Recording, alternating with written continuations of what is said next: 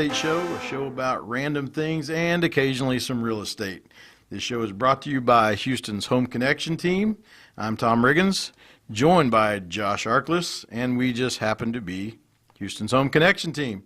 You can find us on Facebook, Twitter, YouTube, and at www.houstonshomeconnection.com. All right, everybody, we are here once again, the Random Real Estate Show, and it is a rainy day here in Houston, Texas, but Josh is in Dallas, and I have no idea how the weather is in Dallas. But he is calling in. This is the most rigged up system I've ever seen, but somehow it seems to be working. So how's the weather in Dallas, Josh? The weather is not looking promising. We are spitting at the moment. And it is looking like it's going to break out into some serious rain here shortly. So yeah, rigged up is for sure. I'm actually in my car. Oh. So hopefully the acoustics sound good because I got like a string and a pop can and we're making it work here. Yeah, we are definitely. I was running around an electronics store yesterday trying to find all these different gizmos and gadgets to hook into the recorder, and right now it seems to be working. So we will just go with that and try to do better next time if it doesn't. Yeah. No, I'm just more or less sitting in my car in a Walmart parking lot. It's amazing the stuff what people will do in their cars as they're slowly driving by me. And I mean, I've seen people cruise by, obviously not looking out their window, but looking down their phones. I just saw an old guy, I believe, picking his nose. I'm curious, what age does old people, I mean, granted your car is like your second home, but what age do you think you are when you just stop caring about what people think about what you're doing in public, either picking your nose or picking your butt or something? I don't know. It's just a lot of don't care. Yeah, I don't know. I do the same thing. I notice people. I mean, there's the whole deal. They're kind of trying to do on the sly. It's the deal where they're just flat out like, "Here I am, and I don't care if you see me." That's the one that's a little strange. and I guess I should say, since here in a few days I'll be coming up on a older birthday. It ain't that age. I'll tell you that much. Because I'm not picking my nose in public. So will this be the birthday that AARP starts coming in the mail, or not quite yet? Not quite yet. I'm about to hit the half-century mark, so nice. I think it's 55 for the AARP, so I'm still a spring chicken. Well, if I wouldn't have noticed you limping like an old dog the other day, I would have thought you were pretty spry for 50. But I'm not so sure anymore. Yeah, I'd say there's some aches and pains they're creeping in that I haven't noticed before. But I lived an active life before I got old, so I think this is just paybacks. I still look in the mirror and feel like I'm 25 to 30, and my wife is like, "No, dude, you look your age." I don't think that's true. You look exactly the age you're supposed to be, bud. So, the forehead keeps getting bigger. So, well, but that's not a big deal nowadays. I mean, guys kind of do that almost as a statement, like, shave the hair off. Oh God, I need hair. It would not be a pretty sight if I had to go bald. I have actually done the complete bald, and I have an ugly head. So one day when it does happen, it'll just be what it'll be. And I will tell you, it's a whole lot more work. Like, people are like, "Well, why don't you just shave your head?" I'm like, that's more work than getting it cut, because every day you got to shave your head, or else you've got stubble. So I got a story about that. When I was in my mid-20s, probably old enough to not be acting like this, but me and my buddies, you get into a little bit of a couple beers, and next thing you know, you're betting each other to shave your head. So next thing you know, there's 6 guys with newly shaved heads. Come to find out that underneath all my hair is the shiniest head of skin you've ever seen in your life. I mean, it's like it looked like it got, waxed every morning, and it as dry as could be, but that thing was so shiny. It was, I was embarrassed. Especially when you got a good full head, there's not a lot of sunlight getting in there, and I think that's it. It's once you get out and if you go with that, and get a little sun on it, it bakes up a little bit. Yeah. Speaking of So what baking else? up, Yeah. the other day we went to Wholesome Pies there in Generation Park, and they baked us up a couple of pizzas, and that was an all right time. Generation Park. For those who don't know, the newest edition, or probably a couple years in the making now, but the mixed-use development over there off Beltway 8 and Westlake Houston Parkway, has brought a lot of commerce, and we were lucky enough to go interview the Adam Faulkner, the general manager over there at Wholesome Pies. He great little atmosphere. I mean, things like that are just needed in the I guess we are the far northeast area of Houston, kind of the last known frontier, I guess, as far as development goes for, housing and especially with the commercial. But yeah, we had a good time, good conversation, good pie. I'm excited about that. I'm excited about the Wholesome Kitchen coming in next door. Yeah, yeah, I think that's matter of fact, their grand opening is tomorrow. Is that not right? Yeah. The June 6th? 6th. Yeah. Little, how do you say that? Hors d'oeuvres? Hors d'oeuvres? Yeah, right. They'll just be serving some hors d'oeuvres and some drinks, I think. But yeah, those are, everybody, it's funny. Little small town I came from, every time a new little building was getting built, everybody was like, I swear to this day, everybody's like, I think it's going to be an Olive Garden. I think it's going to be an Olive Garden. And it was always a bank. I never realized how many banks any one town could have. A town of 38,000 people, and there's more banks than you could, shake a stick at.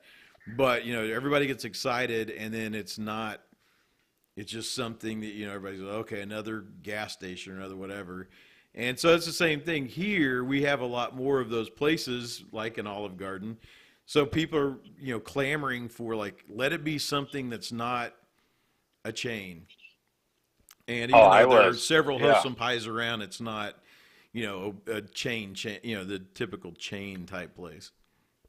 No, I was ecstatic when he took us on that tour of Wholesome Kitchen. I mean, yeah. I can't, like you said, the excitement over an Olive Garden, over a Chili's is bonkers, because I can't, they are what they are, right? Right. They do their justice, but to take the wife out, you got to go downtown. You know what I mean? Maybe you go up to Kingwood. There's a couple places up there, but for Wholesome Kitchen, I was blown away at how cool that place was. And I wish I was back in town tomorrow for the grand opening, but I'll still be in Dallas. But yeah, I'm pumped about it. I like to get out of the chain stuff whenever you can. And yeah. Speaking of banks, how the heck there must be some money in them things? You know what I mean?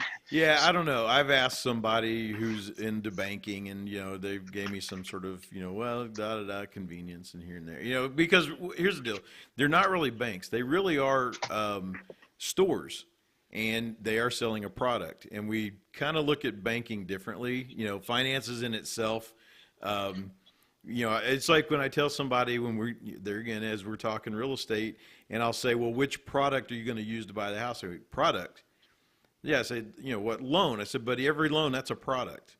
That's something the bank is selling. They're selling a product. Is it an FHA? Is it a VA? Is it a, conventional?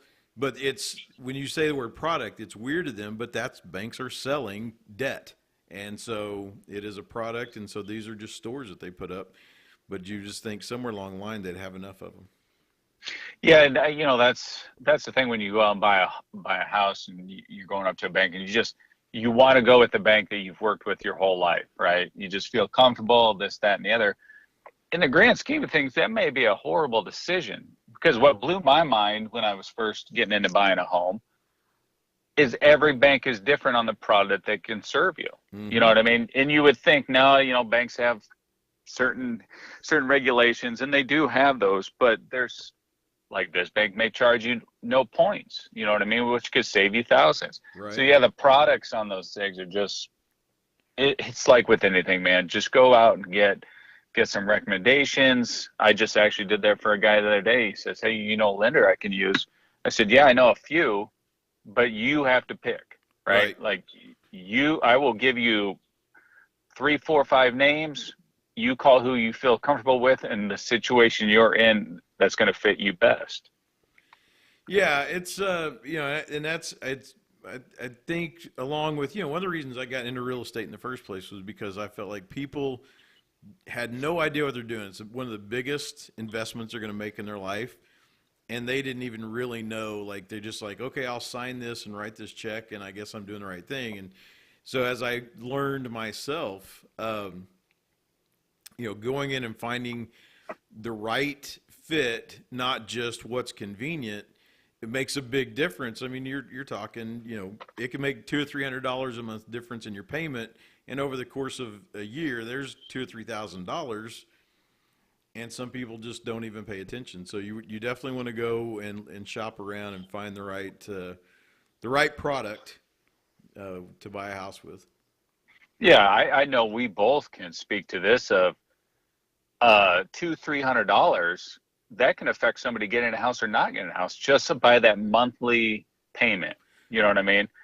That's what blows my mind. And I'm not gonna lie, I was in that same boat at one time too. Now there's a little bit of leeway, but yeah, if you're going in and buying a home and you're like, hey, 1,500 is my number. Well, we really got you about 1,800 for this 200,000 plus home. Well, I can't do that, because you're looking at the grand scheme. I'm glad you mentioned it over the year, because some folks don't do that. Right. Oh, shoot, I can do an extra 20 a month. Well, you got to do that long term. Right. You know what I mean? That extra 20 is going to equal up to a large number. So it's always important to go out and just find who you're comfortable with, the product they got. If it's pretty close comparable with somebody else, but you really got a good feel with who you're going to deal with, that's always what I like to do, is somebody that I know is going to answer their phone. And I know our team, Tom, we pride ourselves on communication and our customer focus. So that's just my little tip of the day for these folks. So Wallace is new in Houston. My wife said it's flooding there. You staying safe on the streets? Yeah, I ran up and down the streets a little bit earlier to drop my son off at a practice, and it's not too bad. I mean, let's be honest. After Hurricane Harvey, getting at my house, what I measured was 24 inches of rain in one day. It, 3 or 4 inches of rain at the house, so I'm like, whatever. Just stay inside. I know. It'll be okay. Yeah, I know. The people up in Kingwood there, they're just, man, if it rains an inch, boy, it's like a fearful time these days. It's just an unknown. Yeah. Unknown what's going to happen up there. No, I agree with that. I mean, and it's like back in my hometown in Oklahoma, they're just, the floodwaters are receding. Had a historic flood there. And I lived through one of those even back the last historic flood. I lived there, and it's you for a little bit every time it rains, you're kind of like, is it going to quit?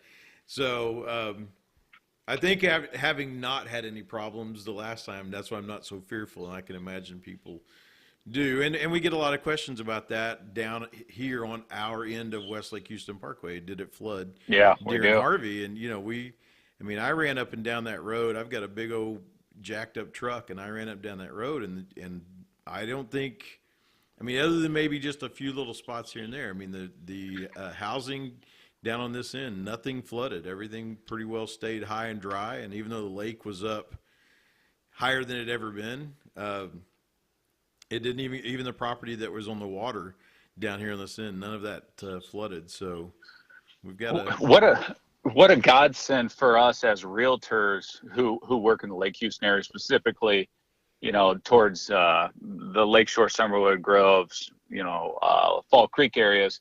What a great opportunity for us to be able to say, matter of factly, the largest storm in Houston history, and it did not flood. Right. You know what I mean? Because there's times where I don't know the area very well, and that goes back to hiring a person that's actually hyper local, knows your area. And like you said, I can speak. I don't think there was a home that flooded. Obviously, the drains had an issue.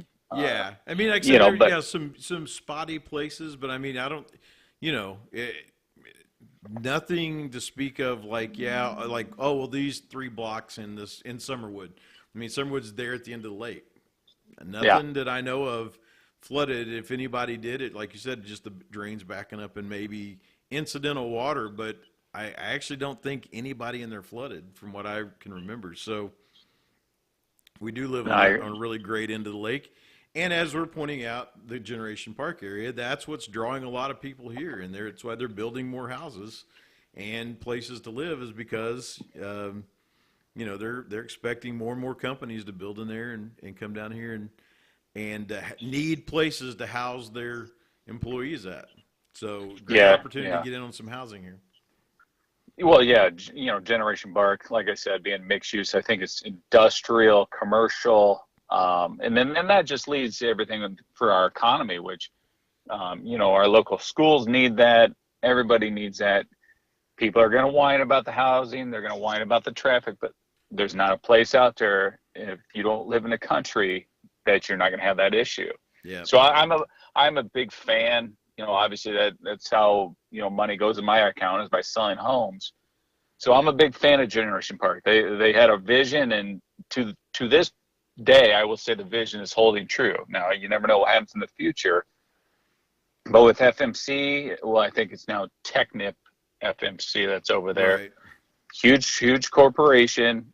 They've got a couple more buildings planned. I think they stalled on those a little bit, but the hotel is being constructed. The new, I think it's more like an upscale apartment complex being constructed. Looks like it.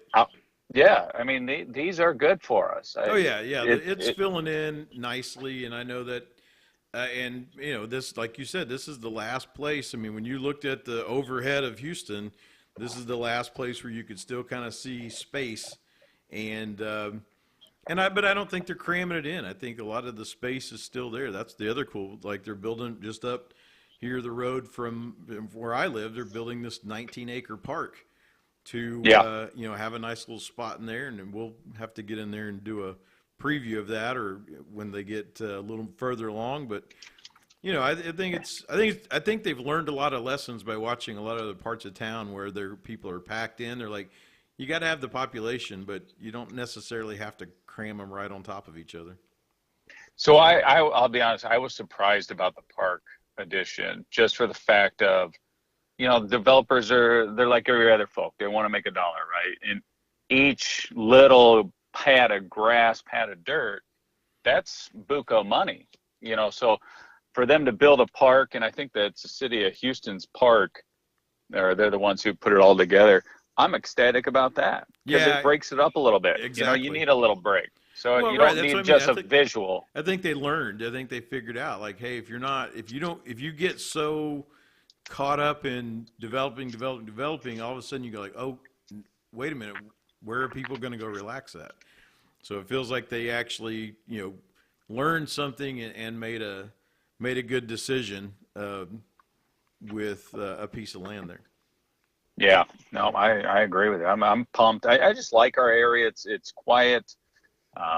It's it just makes me feel a little bit my Midwest roots. It's not a hustle and bustle, and it's just nice and quiet. Yep, I agree.